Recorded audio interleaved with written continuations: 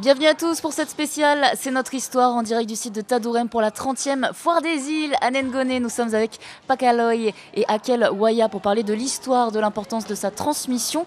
Et Pakaloy, je voulais vous proposer justement, on l'a dit, seuls les membres d'un clan peuvent raconter les histoires et les légendes qui sont affiliées à ce clan. Est-ce que vous pouvez nous raconter une histoire de votre clan ? Avant que je raconte mon histoire, on a remarqué une chose. Quand on a créé Tapéné dans les années 80, on a beaucoup interrogé les vieux. Et le seul inconvénient, c'est que les vieux disparaissent, meurent, et ils n'ont pas passé le relais à leurs petits-enfants.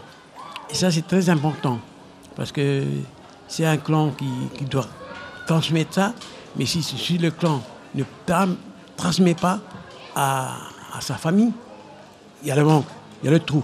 Et c'est pour ça que Tapéné, à force de travailler avec les clans, avec les parents, avec les vieux, eh bien, ils oublient. Et ils oublient de faire le relais avec leurs propres enfants, avec les petits-enfants, pour continuer l'histoire. On a l'exemple, mon exemple concret, quand je suis malade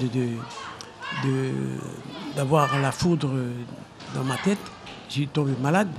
Et je suis allé voir le clan concernant le médicament pour guérir celui qui est frappé par le tonnerre ou par l'éclair. Et bien, j'étais voir le clan qui concernait. Ben, il dit non, Pakaloy, notre grand-père ne nous ont pas raconté, donc c'est perdu.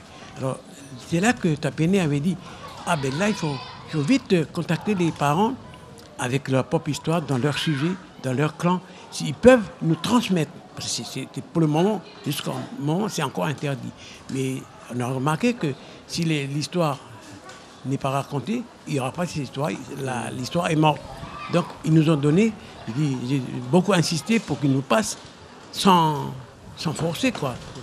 Normalement, vous devez faire à votre enfant. Mais comme ce n'était pas fait, ben, il y a l'histoire de tonnerre et de l'éclair.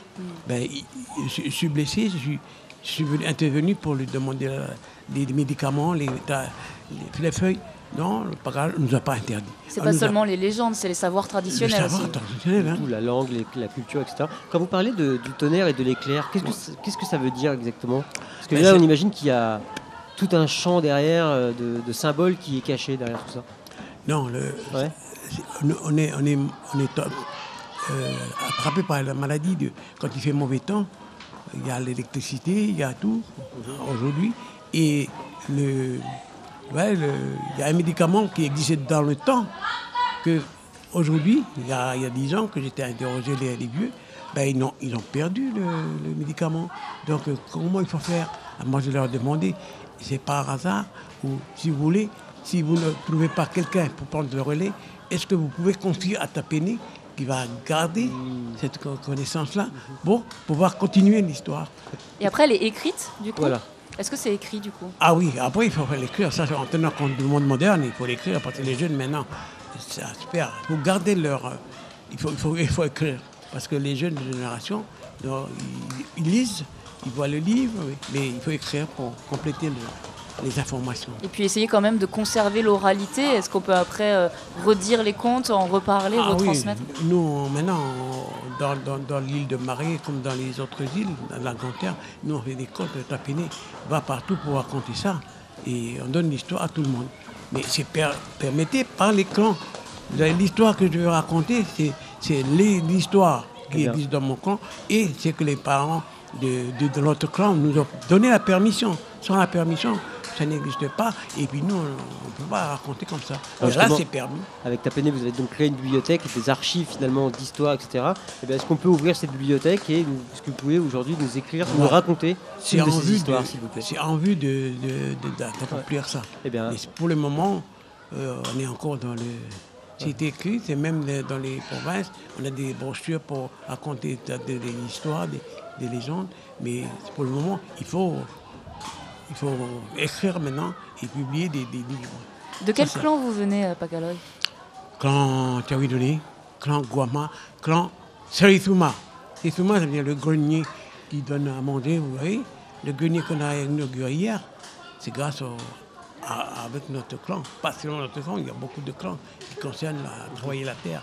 Sans notre clan, au départ, voilà. Vous avez, quand vous avez dit le nom de votre clan, on a senti vraiment de la fierté, que ça venait des tripes, vraiment. C'est ça, le clan, c'est l'attachement vraiment, c'est l'ancrage culturel, identitaire.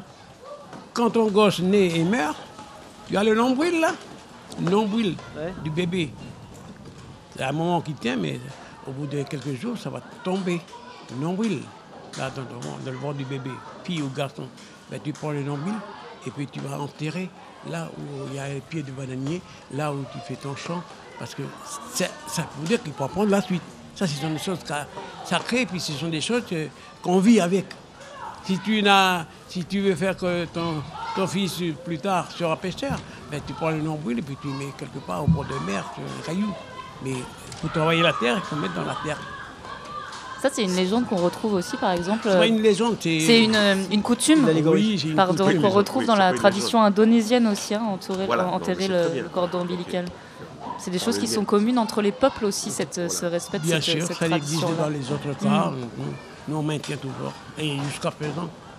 Alors, Pakaloy, dans un instant, on va écouter Watoajan, qui est un groupe de marais, et qui va chanter Lamane Nihili.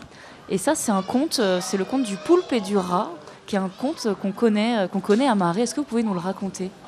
Le conte était bien, tu l'as dit, le conte était bien de Marais. Maintenant, il y en a d'autres pays, il y en a d'autres îles qui prennent ça pour leur compte. Je ne suis pas... il faut le raconter tellement que c'est pour pouvoir dire. Mais C'est un l'histoire conte de de Marais. Marais, ça vient d'ici. La preuve, c'est qu'on a l'île de Tiga, qui était à côté. Et puis, quand ils sont revenus de Tiga, le poulpe et le rat, on avait un caillou qui est totem. On voit le rat au-dessus et on voit le poulpe en bas. C'est une preuve en plus que ça vient de Marais. Je ne suis pas contre les autres, c'est bien de raconter, mais ça c'est pour vous dire que tu as bien demandé. Mais si je le raconte maintenant, c'est pas suffit la journée. Hein. Bah, Ah ouais sinon, on peut écouter la musique. On va écouter la musique et Et puis après, vous ensuite, nous racontez l'histoire. à tous les deux avec Akel. Avec Akel Waya, en télé et duo. en radio, C'est ça. sur Allez, la première. on y va, on se retrouve juste après.